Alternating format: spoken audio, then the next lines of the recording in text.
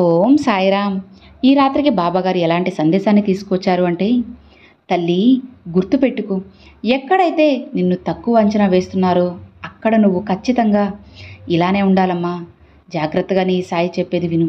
ఖచ్చితంగా నీ జీవితానికి ఒక మంచి దారి కనిపిస్తుంది అని బాబాగారితో చెప్తున్నారండి.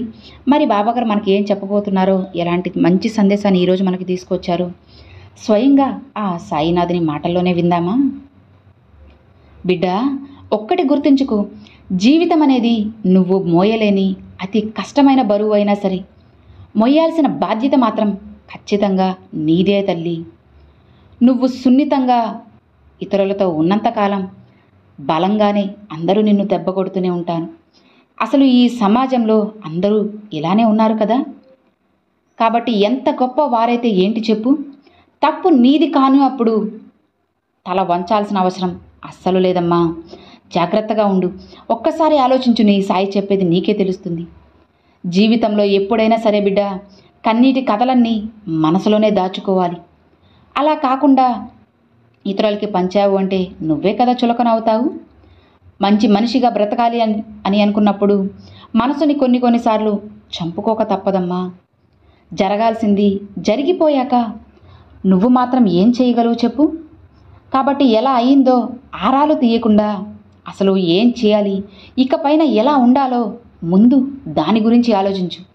నీకు ఒక మంచి ఆలోచన వస్తుంది. పడిపోవడం తప్పు కాదమ్మా, అలానే లేవడం అనేది పెద్ద గొప్పేం కాదు కదా. ముందు నిన్ను పడదోసిన వాడి పని పట్టకపోవడమే పెద్ద తప్పు. అది నేను చూసుకుంటాను. నువ్వు నీ లక్ష్యంపై దృష్టి పెట్టు. మిగతా సంగతి అంతా నేను చూసుకుంటాను కదా. అన్నిటిని నేను చక్కబెడతాను కదా. గుర్తుపెట్టుకో, జీవితంలో అన్ని అనుభవాలను నేర్పేది కేవలం ఒక మధ్యతరగతి జీవితమే తల్లి. కాబట్టి నువ్వు జాగ్రత్తగా ఉండాలి. ఇవ్వడంలో ఉన్న ఆనందం అలవాటు పడ్డ వాళ్ళకి తిరిగి పొందాలి, వాళ్ళ నుంచి ఏదైనా ఆశించాలి అన్న ఆశ మాత్రం అస్సలు ఉండదు. అలానే బిడ్డ, పొందిన దాని మీద ధ్యాస కూడా ఉండదు. గుర్తుపెట్టుకోమ్మా, మనిషి విజయం సాధించినప్పుడు అప్పుడు తనలో మేల్కొంటుంది అహంకారం అనేది. ఇక అలానే మనిషి తరచుగా ఎప్పుడైనా సరే ఒక్క విషయాన్ని మర్చిపోతూ ఉంటారు. నువ్వు ఎప్పుడు కూడా అహంకారాన్ని అస్సలు తలకెక్కించకమ్మా. ఆ అహంకారాన్ని నువ్వు తలకెక్కించుకున్నావు అంటే నీ జీవితం శాశ్వతంగా నీకు దూరం అయిపోతుంది అని గుర్తుపెట్టుకో. కాబట్టి నువ్వు ఎంత ఎత్తుకు ఎదిగినా సరే కేవలం నువ్వు ఎలా అయితే ఉంటావో అలానే ఉండు. ఎప్పుడు ఎలా ఉన్నావో అలానే ఉండు. అలా కాకుండా కష్టాలు వచ్చాయని కృంగిపోయి, సంతోషం వచ్చిందని పొంగిపోయి, డబ్బు అధికారం ఉన్నాయి కదా అని అహంకారాన్ని తలకెక్కించుకుంటే చివరికి ఆ భగవంతుడు ఏదో ఒకరోజు నిన్ను కిందకి దింపేస్తాడు, అమాంతం పాతాళంలోకి తొక్కేస్తారని గుర్తుపెట్టుకో. కాబట్టి నువ్వు ఎంత సంపాదించినా సరే కాస్త ఈ భూమిపైనే నడవాలి. ఆకాశంలో నడుస్తాను అంటే అది నీ తప్పే కదా అవుతుంది. అలా ఎప్పుడు కూడా అహంకారాన్ని అస్సలు తలకెక్కించుకోకు. నువ్వు నీలానే ఎప్పటిలానే మంచిగా ఉండు. నలుగురితో మంచిగా మాట్లాడుతూ మంచి జీవితాన్ని సాగిస్తూ ఉండు. ఖచ్చితంగా నీకు అంతా కూడా శుభమే జరుగుతుందమ్మా. గుర్తుపెట్టుకో తల్లి, ఒక రైతు పంటని కొయ్యాలి అంటే వంగి కొయ్యాల్సిందే కదా. కుండ నుంచి నీళ్లు తాగడానికి తీయటానికి మనం వంగి తీరాల్సిందే కదమ్మా. అలానే భగవంతుడి దగ్గర నుంచి ఆశీర్వాదాలు నీకు పూర్తిగా నువ్వు పొందాలి అంటే ఆ భగవంతుడి ముందు ఖచ్చితంగా వంగి నమస్కారం చేసుకోవాల్సిందే కదా. అలానే తుఫాను వచ్చినప్పుడు కూడా వృక్షాలు సురక్షితంగా ఎలా ఉంటాయి అనుకుంటున్నావు చెప్పు. అవి వంగి గౌరవాన్ని పొందగలుగుతున్నాయి.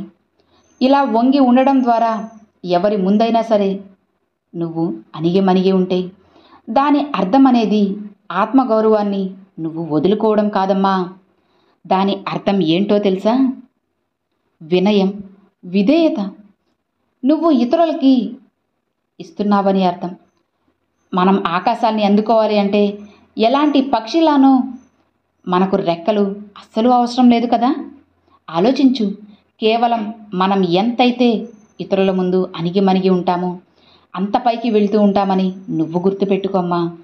నిజమే కదా బిడ్డ. ఆఖరిగా ఒక్కడే చెబుతాను విను. జీవితంలో ఎప్పుడైనా సరే నువ్వు దేనికి కూడా నిరాశ చెందకు. ఎందుకంటే బలహీనమైనవి కేవలం నీ పరిస్థితులు మాత్రమే కానీ నువ్వు కాదు అని గుర్తుపెట్టుకోమ్మా. ఎప్పుడూ కూడా గర్వంతో అస్సలు ఉండకు. ఆ భగవంతుడి యొక్క ఆశీస్సులు కోల్పోతావు. కాబట్టి ఈర్ష్యతో కూడా ఉండకమ్మా. నీ మంచి స్నేహితులను నువ్వు కోల్పోవాల్సి వస్తుంది.